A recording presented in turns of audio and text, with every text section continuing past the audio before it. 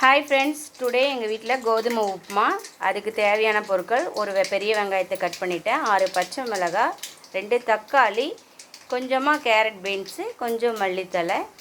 First ஒரு கடாயில் எண்ணெய் ஊற்றி, தாராளமாக கொஞ்சம் எண்ணெய் ஊற்றிக்க. கோதுமை உப்புமான்னு கட்டி நான் உளுத்தம் பருப்பு கடுகு எல்லாம் போட்டு தாளிச்சிட்டேன். நெக்ஸ்ட்டு வந்து இதில் நம்ம ஆனியன் ஆட் பண்ணிக்கலாம்.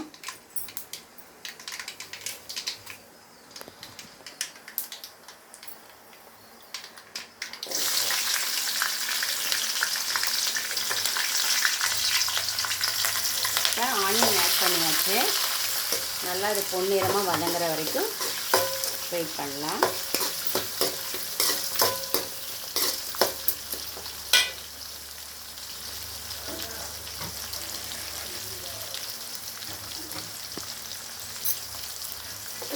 கொஞ்சமாக உப்பு சேர்த்துட்டோன்னா சீக்கிரமாக ஆனியன் வதங்கிடும். கொஞ்சமாக நீங்களும் உப்பு சேர்த்துக்குங்க. இதில்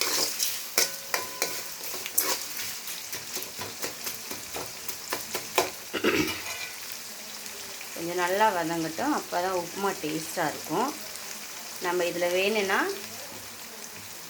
பட்டை இது கூட சேர்த்துக்கலாம், பிரிஞ்சி இலை கூட சேர்த்துக்கலாம்.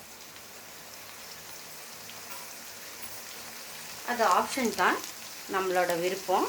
வேணும்னா போட்டுக்கலாம், இல்லைன்னா தேவையில்லைன்னா ஸ்கிப் பண்ணிக்கலாம்.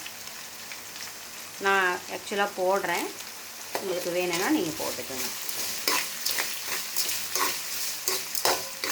உப்புமாவே சாப்பிட மாட்டேன் அப்படின்னு சொல்கிறாங்க பாரு, அந்த குழந்தைங்க கூட இந்த மாதிரி செஞ்சு கொடுத்தீங்கன்னா கண்டிப்பாக சாப்பிடுவாங்க. இதில் நீங்கள் என்ன பண்ணால் பட்டாணி இருந்தால் உங்கள்கிட்ட பட்டாணி ஆட் பண்ணிக்கலாம். என்கிட்ட பட்டாணி இல்லை, ஸோ நான் அதனால் கேரட் பீன்ஸ் மட்டும் ஆட் பண்ணுறேன். முடிஞ்ச வரைக்கும் தக்காளியை நல்லா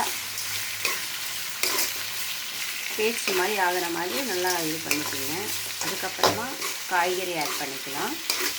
உடனே ஆட் பண்ணிங்கன்னா சாப்பிடும்போது தக்காளியெல்லாம் முழுசாக வரும், டேஸ்ட்டாக இருக்காது. பசங்க சாப்பிட மாட்டாங்க தக்காளி ஃப்ளேவருக்கு, சாப்பிடாத பசங்க.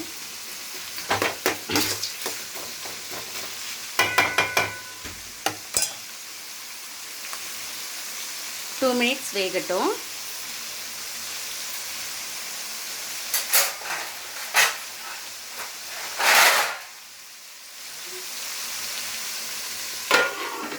நான் தட்டு போட்டு மூடி வைக்கிறேன், அப்போ தான் சீக்கிரம் ஆகும்.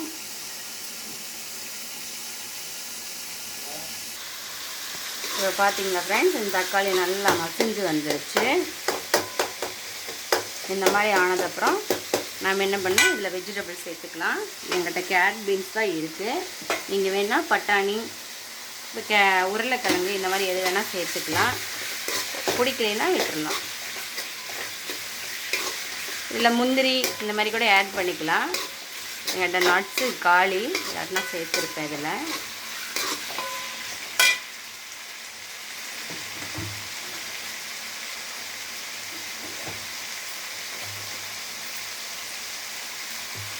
கொஞ்சமாக தக்காளிக்கு லைட்டாக உப்பு போட்டேன்.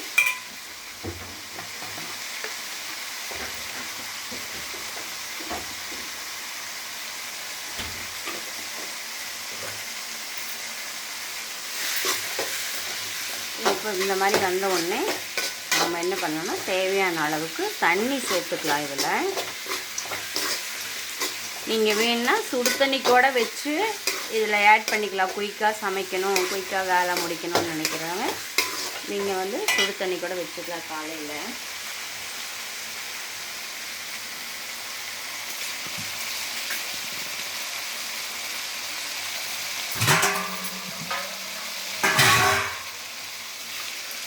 இப்போ நம்ம தண்ணி ஆட் பண்ணிட்டோம். ஃபுல்லாக இந்த தண்ணி வந்து பாயில் ஆகி வரணும். அதுக்கப்புறம் தான் நம்ம வந்து ரவை ஆட் பண்ணணும், கோதுமை ரவை.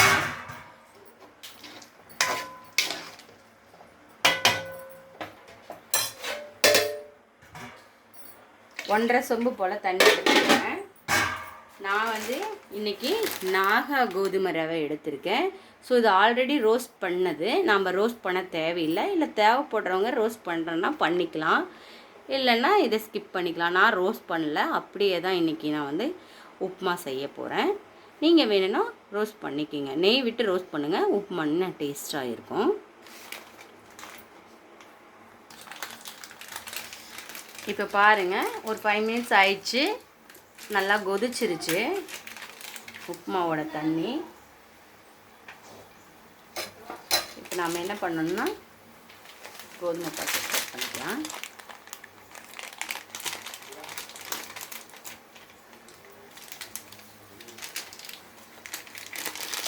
இப்போ நம்ம ரவையை மிக்ஸ் பண்ணிக்கலாம்.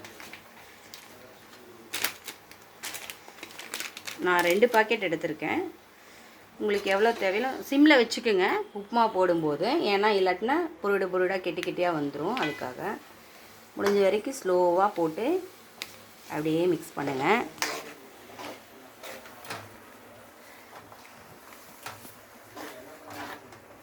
நாங்கள் வந்து 4 பேருக்கு கிளறோம், அதனால் ஜாஸ்தி போடுறோம். நீங்கள் எவ்வளோ பேருக்கு வேணுமோ அதுக்கு தகுந்த மாதிரி மெஷர்மெண்ட் பண்ணிக்கிங்க. நான் வந்து 500 கிராம் எடுத்திருக்கேன். இதில் வந்து எனக்கு ஒரு 300 கிராம் 350 கிராம் போதும். நீங்கள் 2 பேர்த்துக்குனா ஒரு 120 கிராம் எடுத்திங்கன்னா போதும். ஒரு பாக்கெட்டில் 3/4 வாசி போட்டுட்டு அப்புறமா ஆஃப் பண்ணிக்கிங்க. போதுங்கிற அளவுக்கு ஜாஸ்தி போடாதீங்க, ஏன்னா அதிகமாக முடிச்சு சாப்பிடும். இதுக்கு நீங்கள் வந்து தேங்காய் சட்னி வச்சுட்டிங்கன்னா இன்னும் நல்லா டேஸ்ட்டாக இருக்கும். என் பொண்ணு போகிற அர்ஜென்ட்டுக்காக நான் சிம்பிளாக பண்ணிக்கிறேன். நீங்கள் தேங்காய் சட்னி வேணும்னா பண்ணிக்கணும்.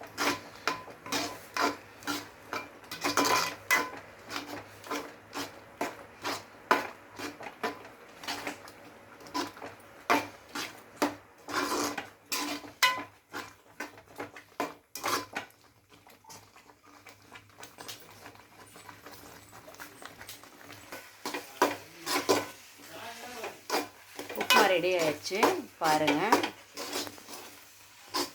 இது நீங்கன்னா கொஞ்ச நேரம் கிளறிட்டு, நெய் ஆப்ஷன் தான்.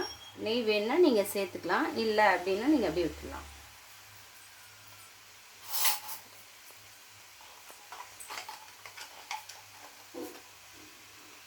ஆனால் நான் நெய் சேர்க்குறேன் 1 ஸ்பூனு. உங்களுக்கு வேணுன்னா நீங்கள் சேர்த்துக்கலாம்.